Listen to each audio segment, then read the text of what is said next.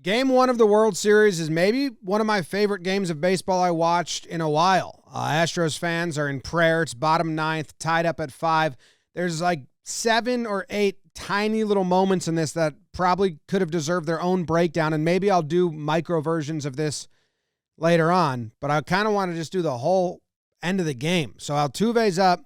He's got a 1-2 count, and he just spoils that pitch. Then 89 miles per hour, pops it up, but the problem is the Phillies were in no doubles defense, and it drops in front of them. The only problem there is Altuve thought he didn't get it that good, and it was an easy out, so he doesn't run hard out of the box, just puts his head down and jogs. Marsh was playing deep. They're in no doubles defense, and then you can see, let's watch it again. Watch his first steps up top. They're back.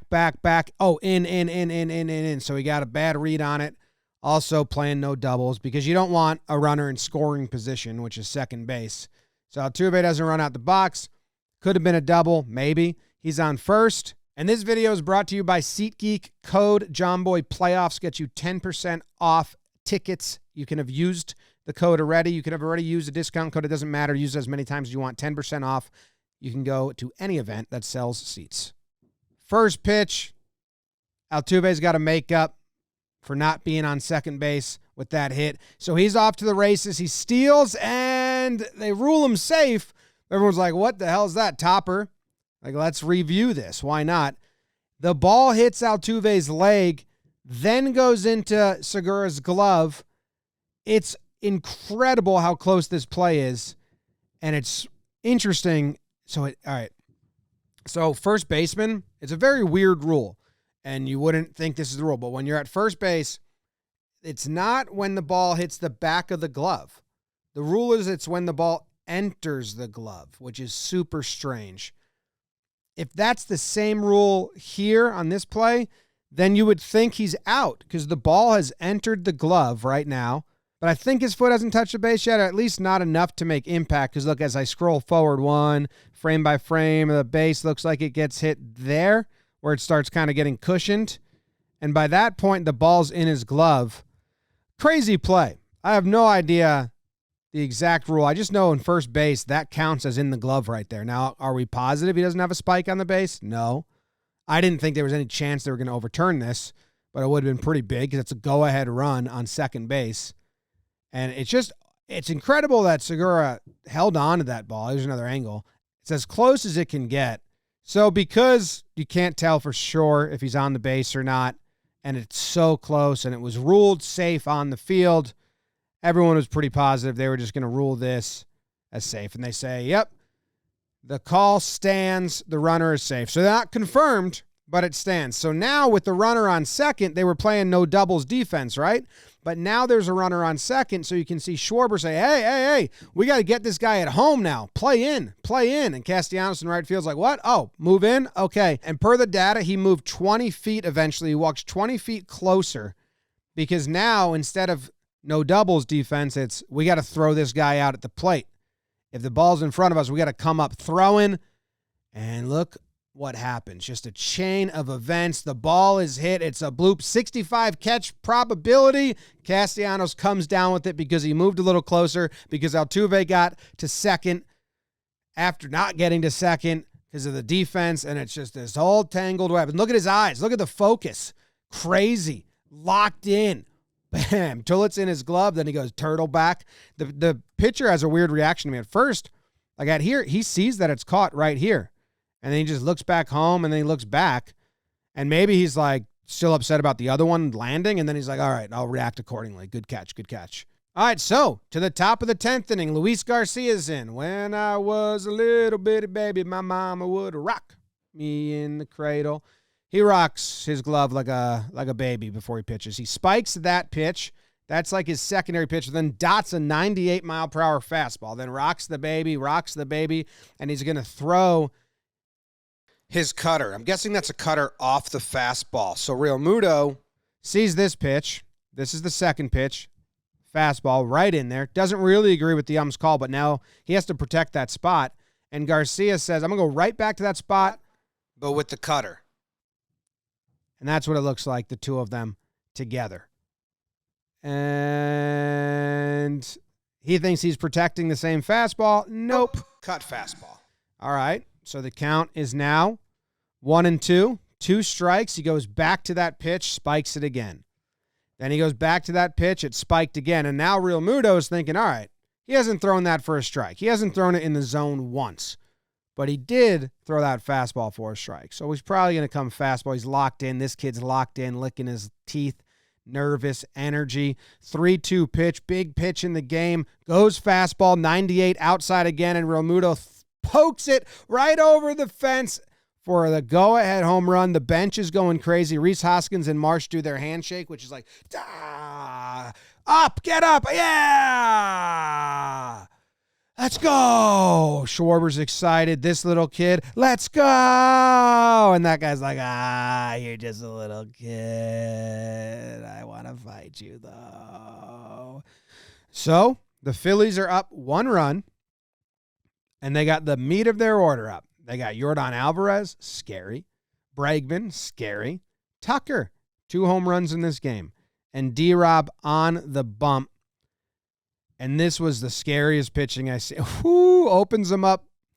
Curveball, and he hits it 1 billion miles per hour foul. Then fastball hard to the plate. That's a pitch. If you're Yordan Alvarez, you're like, what? Why didn't I hit that?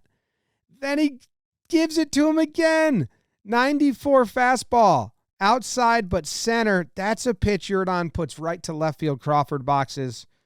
And he missed it. All right, outside with the curveball, and then the 94 fastball again. Robertson scaring the shit out of me. Probably scaring the shit out of every Phillies fan.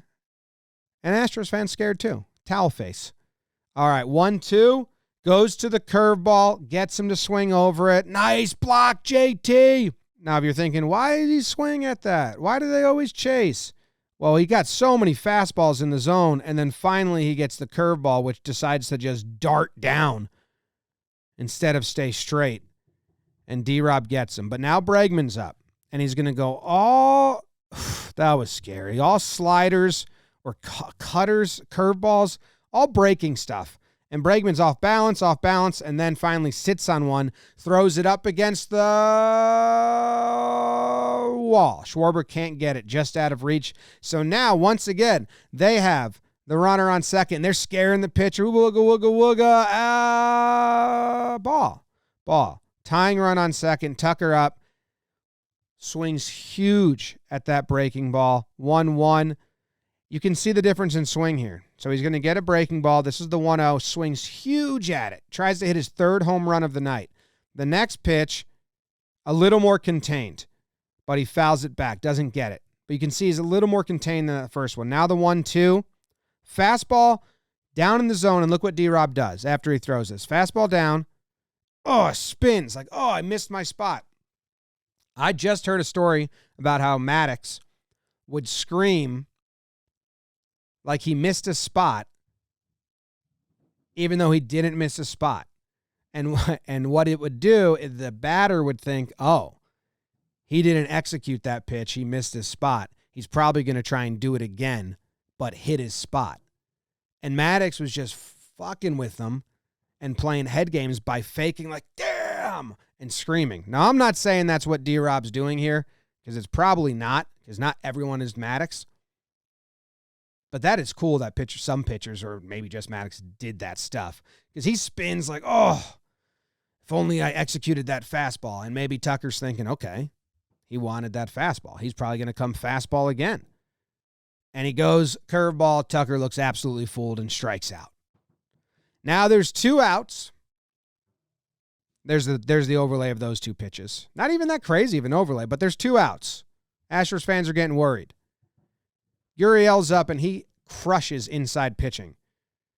So D-Rob is just going to stay outside. He does not want Gurriel to turn on a ball and put it into left field, so it's just outside. And this is the most careful he's pitched to anyone this inning, which I was a little surprised. Like, Gurriel got the most respect after going through the other 3 guys. And now Aledmus Diaz, how his first name is pronounced, comes up. And maybe this is its own breakdown, but it's so much happens here.